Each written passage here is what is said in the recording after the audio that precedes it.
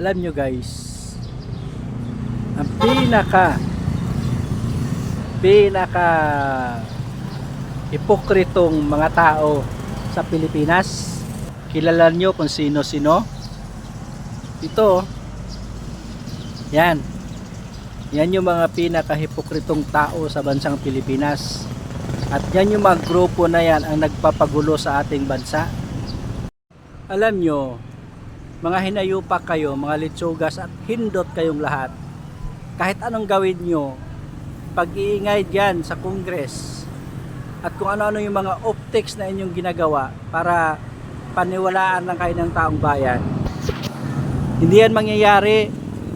Kasi the more na nag-iingay kayo at the more kayo nagpapakita ng inyong drama dyan sa public, mas lalo nagagalit ang taong bayan sa inyo.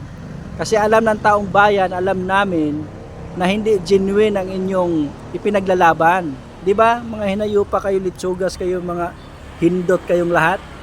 Nagalit kayo kay BP Sara dahil sa 125 million niya or 600 million, pero hindi kayo galit sa trillion na ninakaw ni Bongbong Marcos. Mga hindot kayong lahat.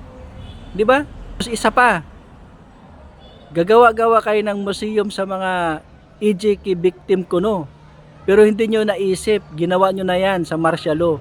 Yung mga biktima ng martial law ng under Marcos regime, di ba? Recycled ideas yan, recycled drama, palabas ang inyong ginagawa. Na saan ba mas importante sa inyo? EJK victim or yung victim ng martial law? Ang victim ng martial law ng Marcos is mga inosente.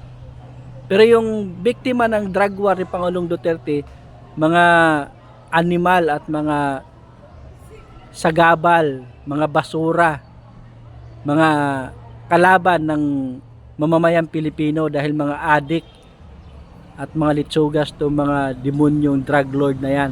Di ba? Mga hindot kayo, mga organisasyon kayo, hinayupa kayo.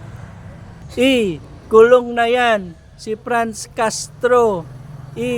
Kulong na yan si Franz